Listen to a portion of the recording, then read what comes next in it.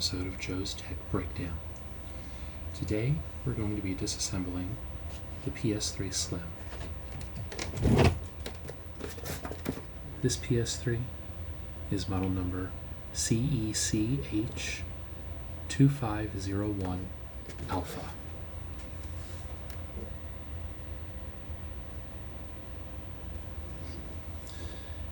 The model is actually kind of important. Earlier models are built differently, and later models may not have some of the same features. If your model is this one, or one that's very close, this probably applies to you. The tools we're going to need are going to be a pair of hemostats. You can also use a long pair of needle nose pliers, but if you don't have these or needle nose pliers, I recommend that you watch the entire video first and see if you're capable of doing it without these. These are actually going to be kind of important.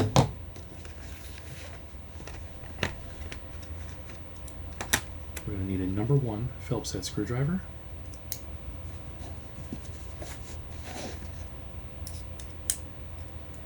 and a number 9 or T9 security Torx. The security Torx bit actually has a hole in the middle.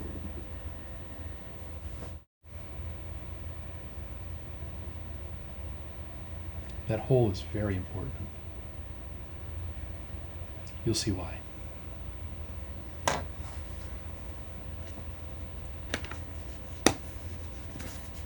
We'll need our spudger and a pry tool.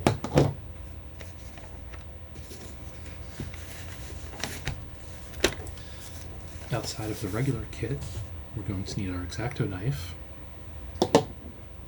and replacement thermal pad. We're also going to need some thermal paste. This is just some generic paste I had laying around, and some alcohol wipes.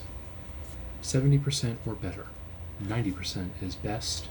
95% if you can find it.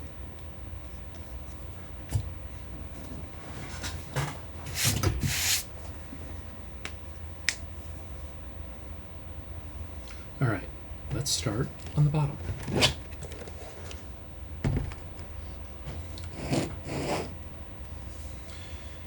My PlayStation was purchased used, so I'm missing a foot. But that gives us an indicator of where some of the screws are going to be. I say some because this foot doesn't have a screw underneath it. Go figure. We'll need our pry tool to start.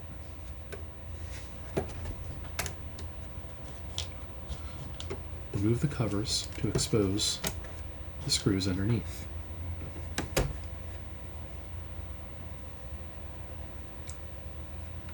Okay, not that one.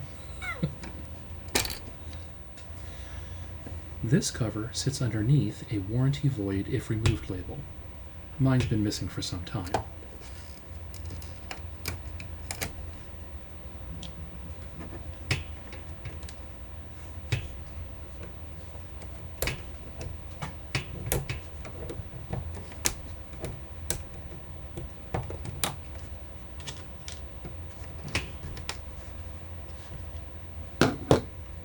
A number 1 Phillips screwdriver should take care of all of these screws.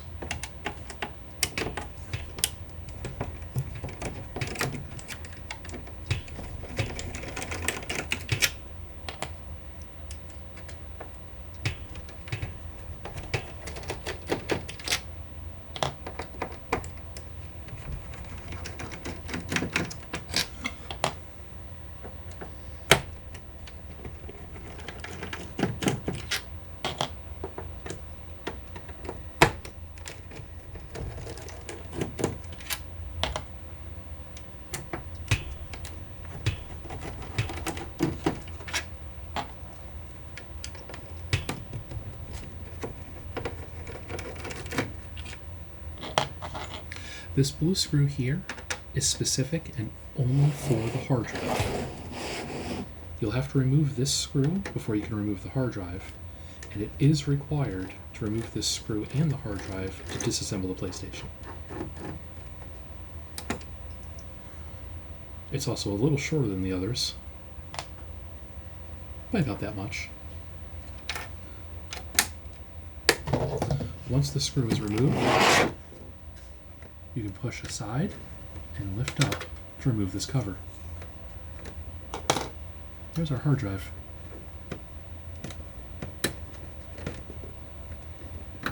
It has a little handle and pulls right out.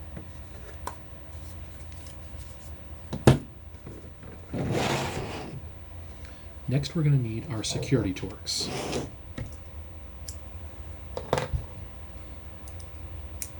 There are 4 security Torx bits sitting underneath the front lip, and you will need that number 9 security Torx.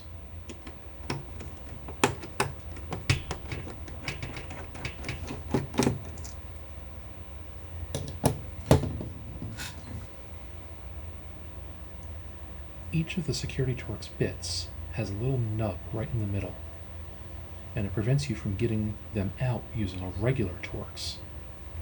The hole in the middle meshes up and allows it to actually work.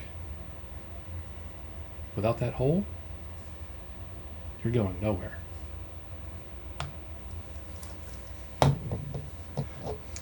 I have been told that a 1mm flathead can wedge itself into one of the grooves and between the hole and works well enough. Use that tip at your own risk.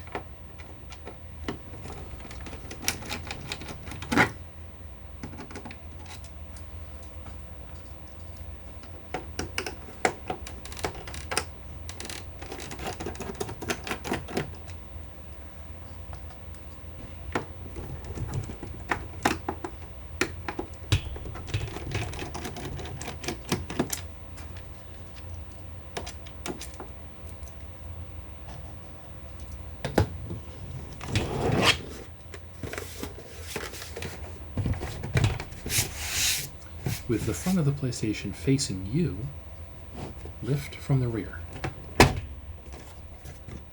The cover should pop right off. You didn't see any of the dust.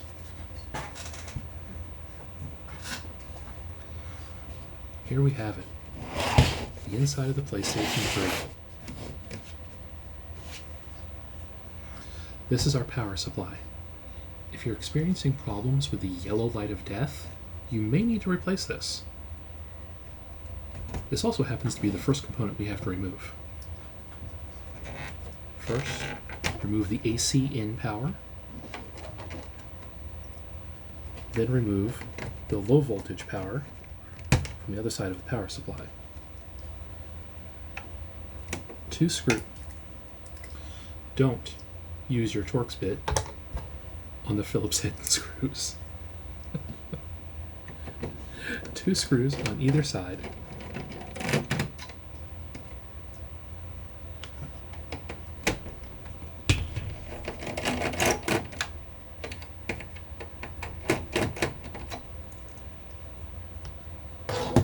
Now, lifting from the right side, you can pull up a little, and that'll give you the leverage you need to pull up hard on the left.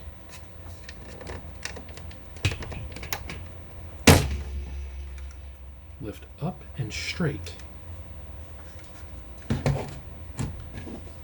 These prongs right here work like the prongs of an electrical outlet and slot directly into the power supply. Mine's a little dirty. I'll get that cleaned up before I put it back together. If you're replacing your power supply, you're done. This is the part. Put the new one in the same way this came out, and you're good to go. We, however, are not done.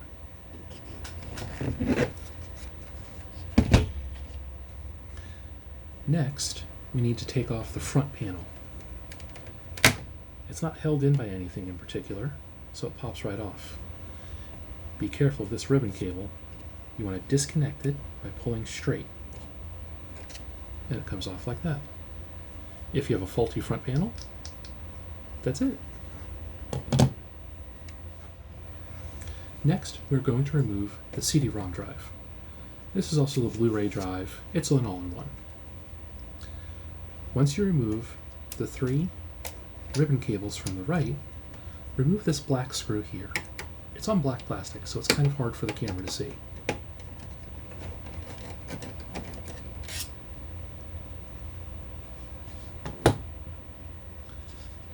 Lift up slowly and gently.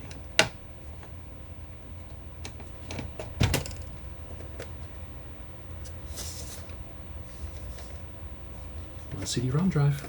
Check.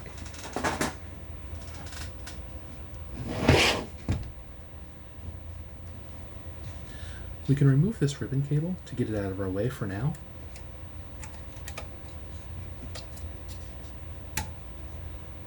To keep track of which end is for which, I like to put it back into the control panel. At least for now.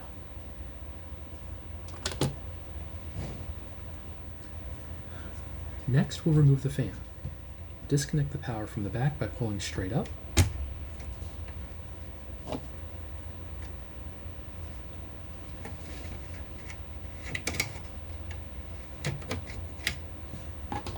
And then remove these 2 screws. If you're having overheating issues, or have a fan that's making noise or is no longer working, you'll need to remove this. Doesn't look too bad.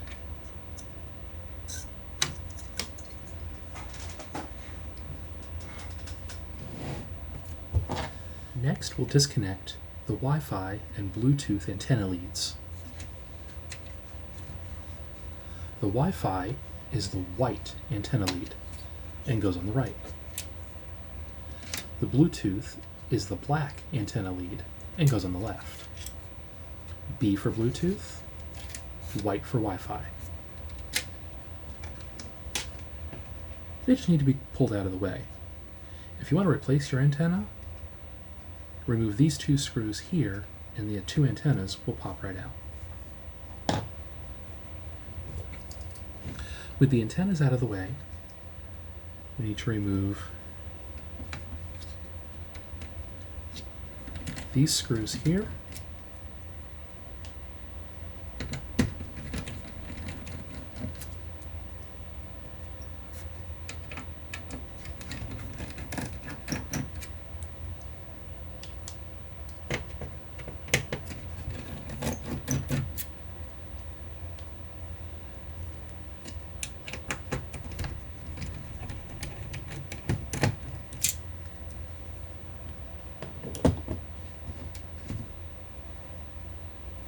Now each of those screws are easy to find. They're marked with a little arrow. With the screws removed, pull up on the front side and then pull towards you to release the entire frame.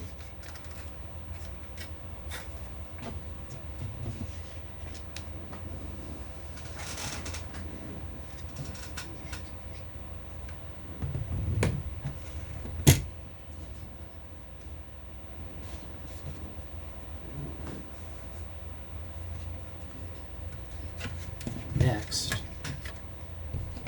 we'll remove the backplane from the motherboard.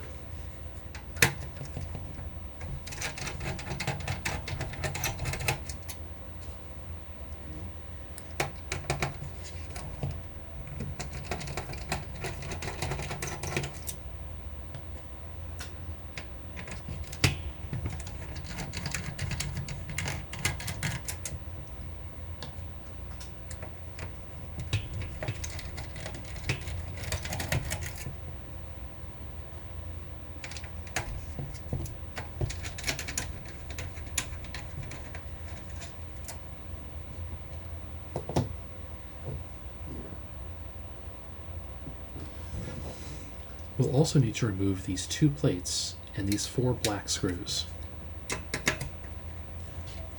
Start by loosening each screw just a little bit. These screws put pressure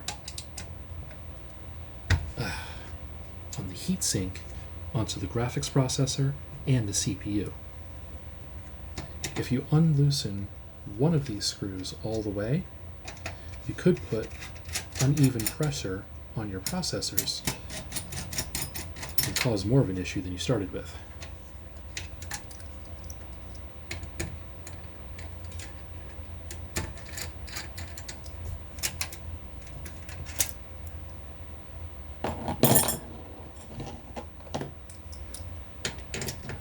Loosen a little, loosen a little, and then we can take it off.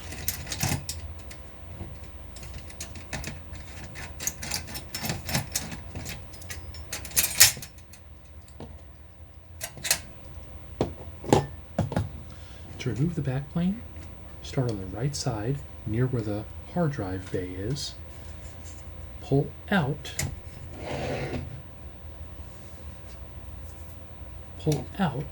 and lift up, and the whole tray will come off.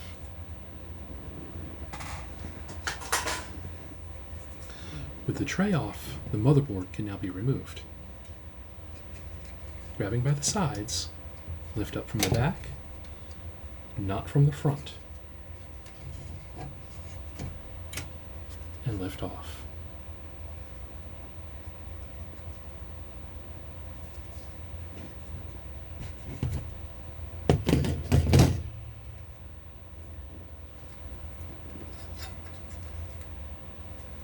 Here, you have an opportunity to remove the fan shroud and the heatsink if you need to. Just remove these screws here and these screws here, and the entire heatsink and fan shroud will come off.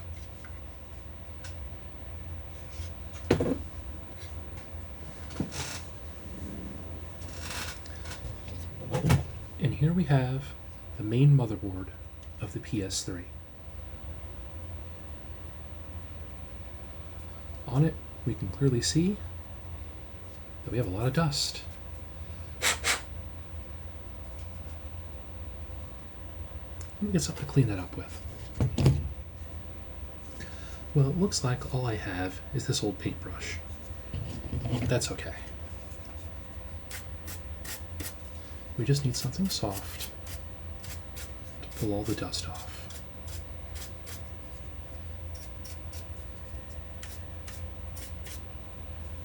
There's some corrosion here on the battery. I might replace that on a future date, but I don't have a spare right now.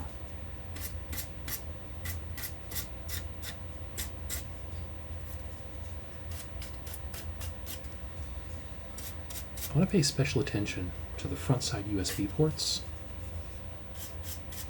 That's what I use to charge my controllers.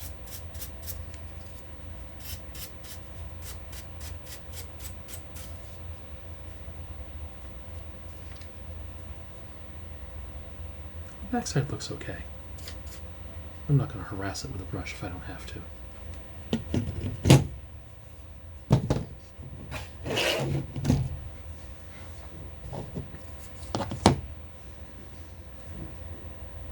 We're also going to need to clean off this old thermal paste. That's what the alcohol pads are for. It doesn't look like they did a very good job of applying thermal paste to this.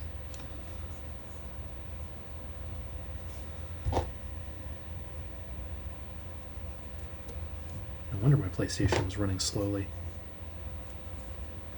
I think that may have been a thermal pad.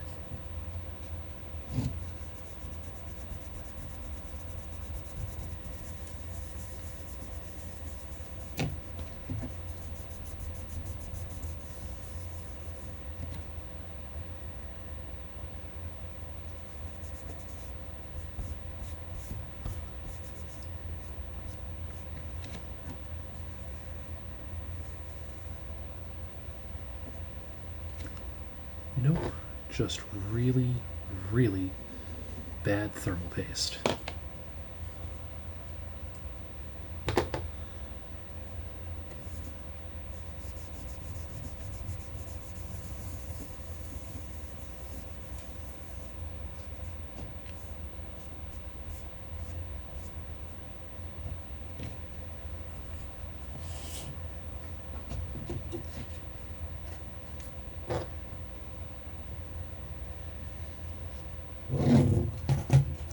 can use your spudger to pick up any loose thermal paste that may have creeped down the sides, but don't use a metal pry tool.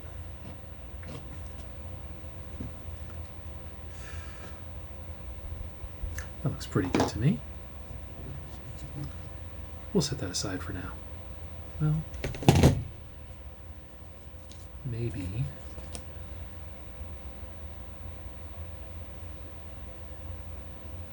we'll give the battery a quick wipe down.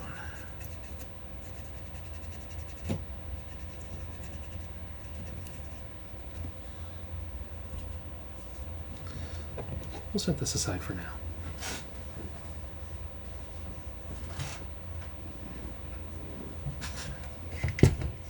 We really need to clean the thermal paste off of here as well.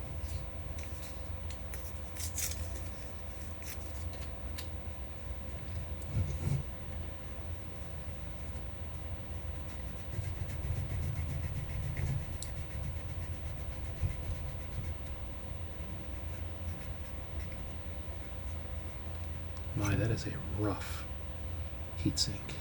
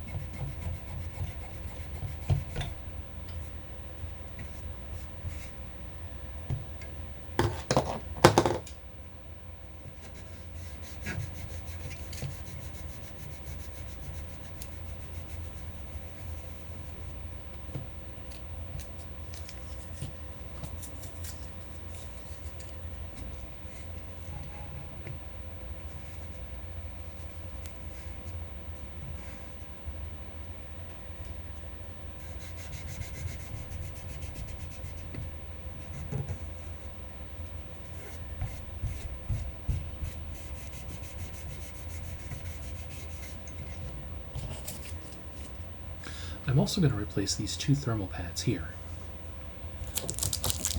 I've bought a replacement from Amazon.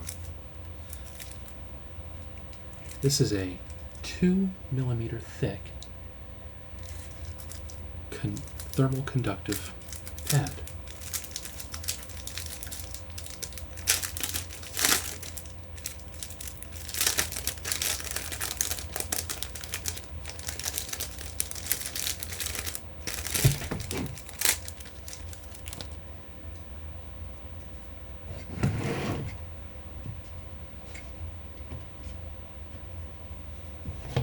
Let's use the old pads as a template.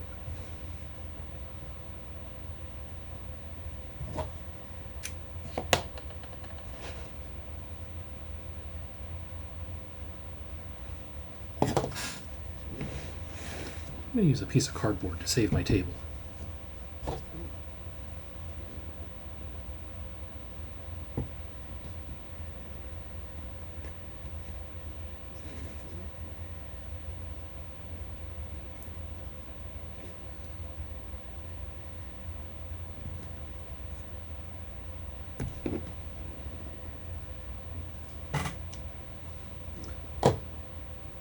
The replacement piece should be as close as possible to the original size, but it does not have to be perfect.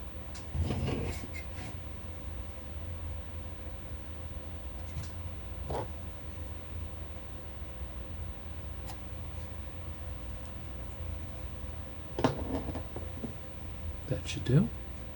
Let's do it again.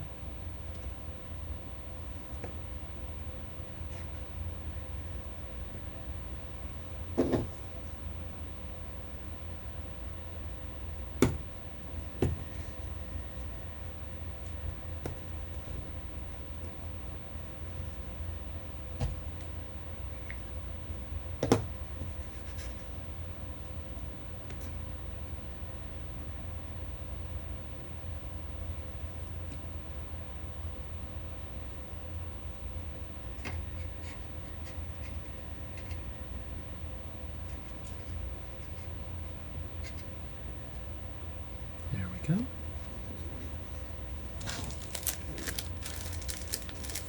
This large piece of thermal material will last me a good long time.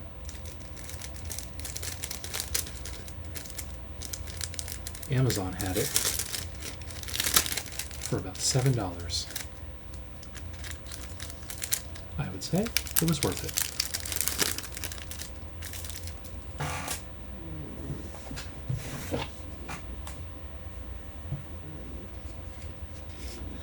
Next, I'm going to want to clean this up a little.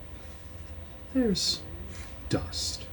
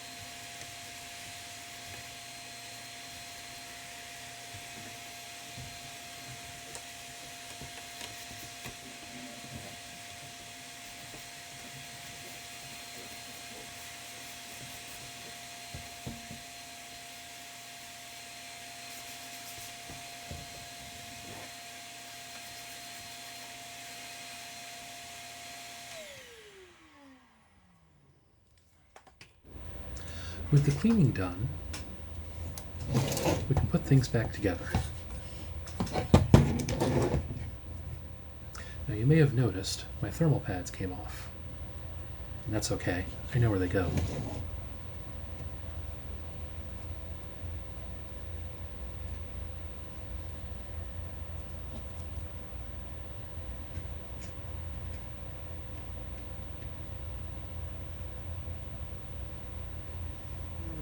We're also going to need some thermal paste on these.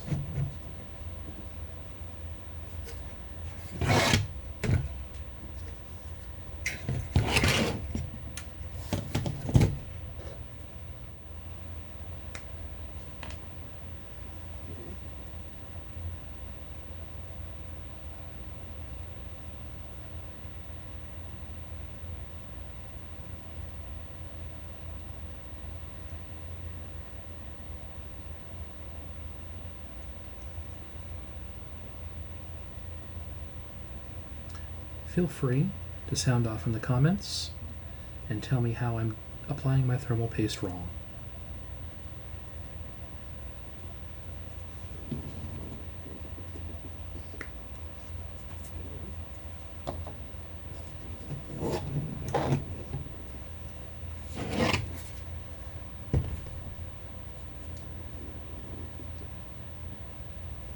We're going to take the back side of the motherboard that has all the I/O and line it up with the back side of the center chassis,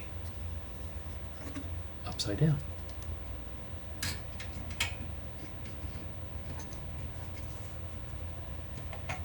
And drop it straight in.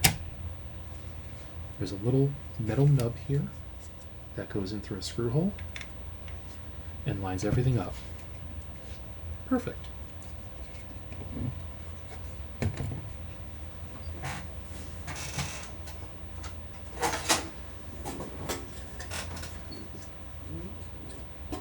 Next is the backplane. Start with the same metal nub on the left-hand side. Once that's lined up, push it through, and the rest clicks into place.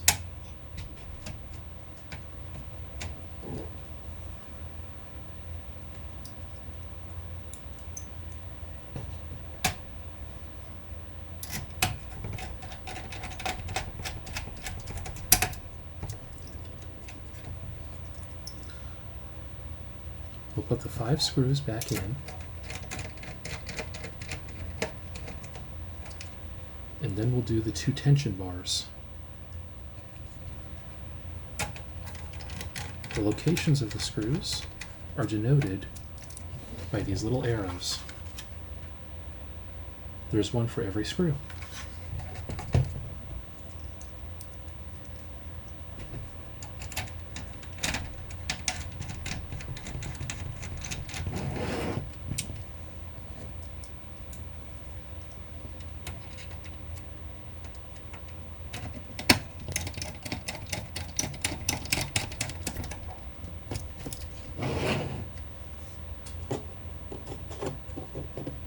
Both backplane pieces are the same, but they are curved. Make sure the curved part goes down.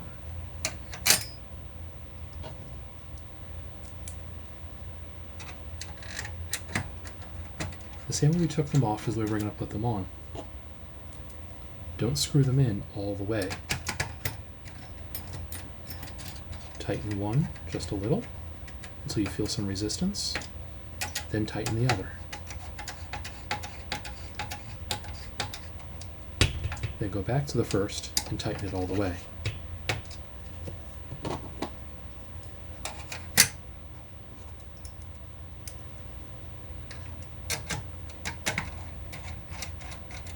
This keeps even pressure between the processors and the heat sinks.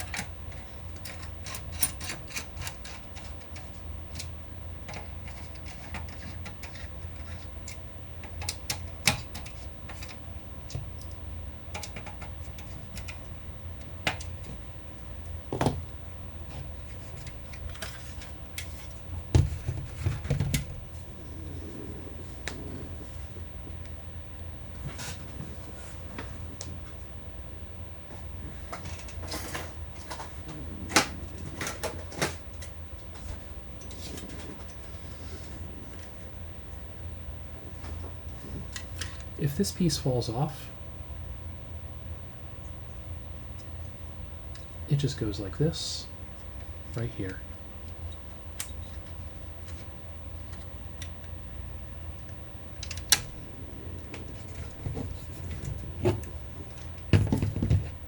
Next, we're going to line up the back side of the PlayStation with the back side of the cover. Line them up.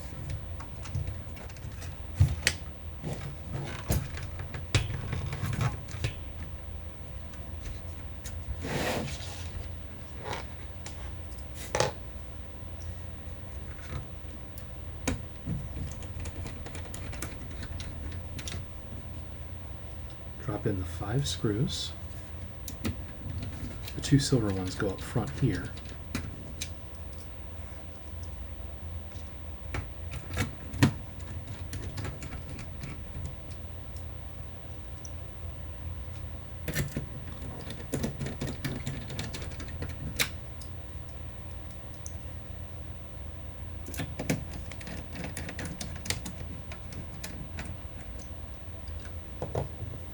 Next, we want to put the fan back in.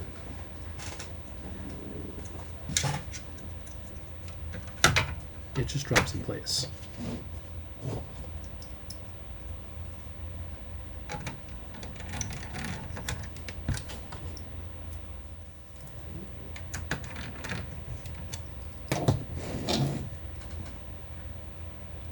Plug it back in. And be sure to reroute the wires where they're supposed to go.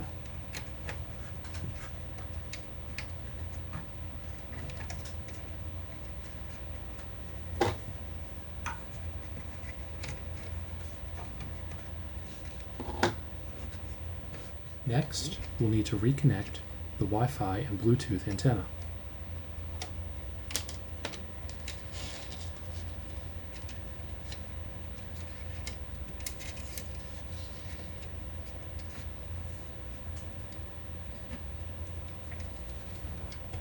Reconnecting these is extremely important. Without them, your controllers and the internet won't work.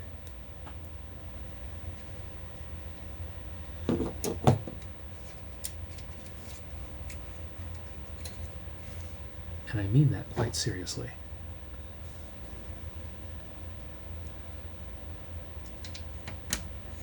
The white lead goes on the right-hand side. It's marked WLAN on the motherboard, and there's a W embossed on the metal. The other one is for the Bluetooth antenna. This is the antenna that connects to your controllers.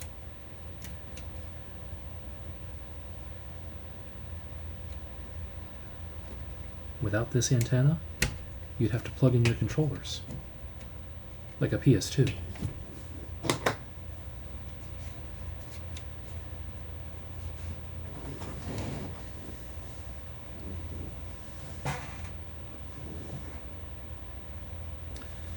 Next, we're going to have to put the ribbon cable from the control panel back where it went.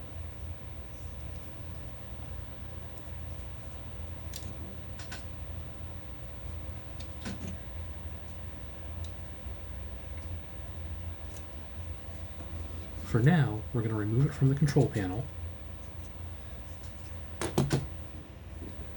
and tuck it under this metal arm.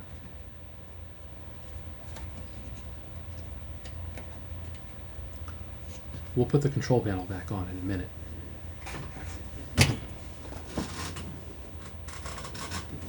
Okay, now, this is the hard part. This ribbon cable is short, much too short. There's no way we can get underneath to plug this back in.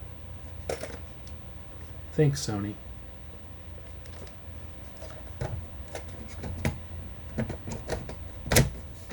Put the drive in position and then stand the PlayStation on end. You can pull the drive up a little so that you can see where it's supposed to go.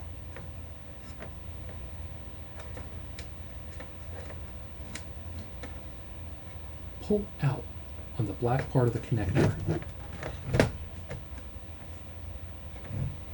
so that the ribbon will slide in. Here's where those pliers come in handy.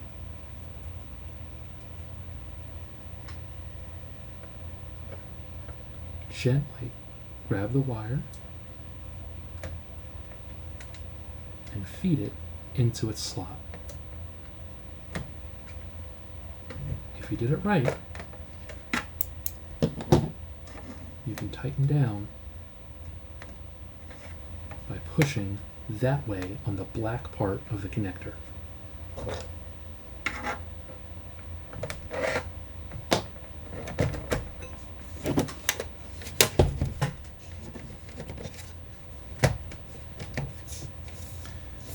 If you get frustrated, try that again. Remember, be gentle. The ribbon cable is very delicate. On the back side, we're going to reconnect these 3 ribbon cables.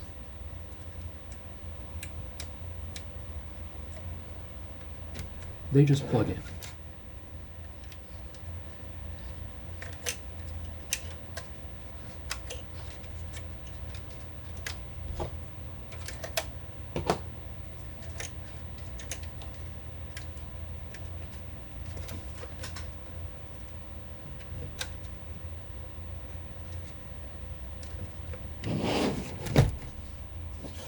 We can then put our screw back in.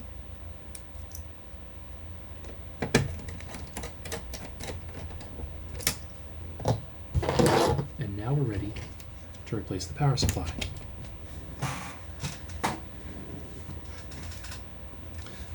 Remember, these 2 prongs fit inside the power supply here.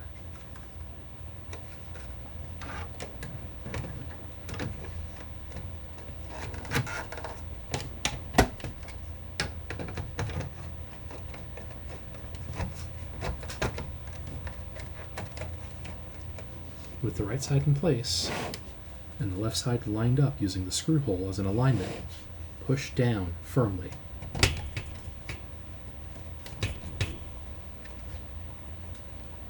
Reconnect the low voltage supply.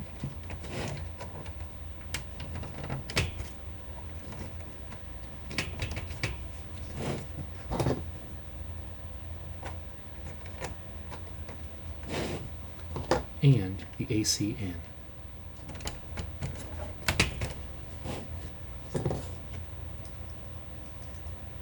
A screw on either side secures it in place.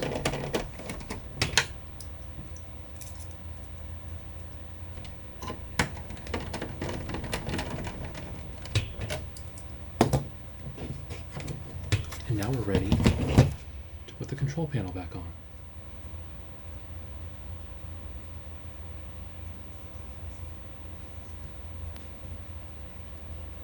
Take the ribbon cable and slide it into the control panel connector. That's it. The control panel snaps in place and can use a good cleaning.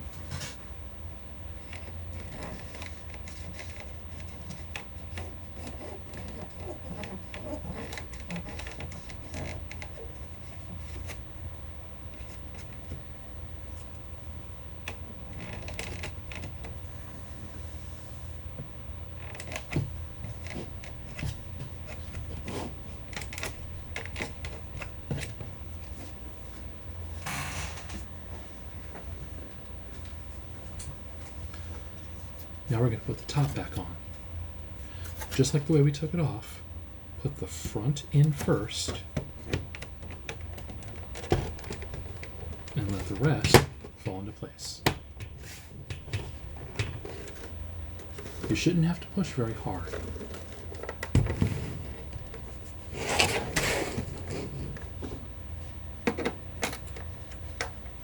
Now we can put the hard drive back.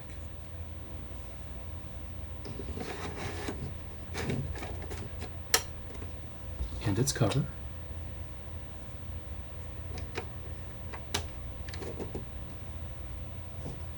And all the screws that hold it together.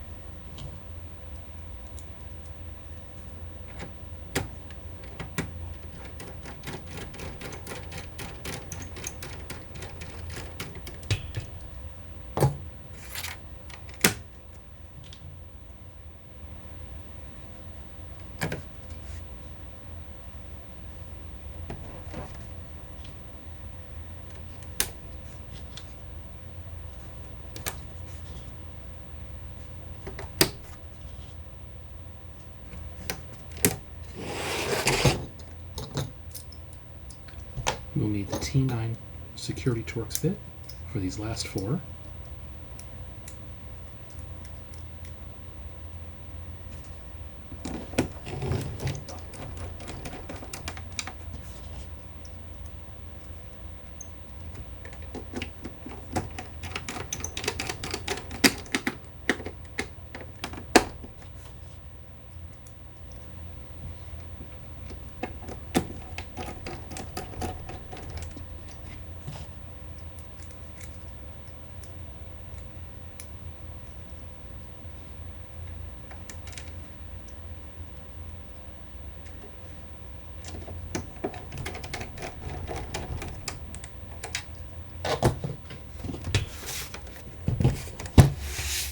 That's it. Thanks for watching this episode of Joe's Tech Breakdown.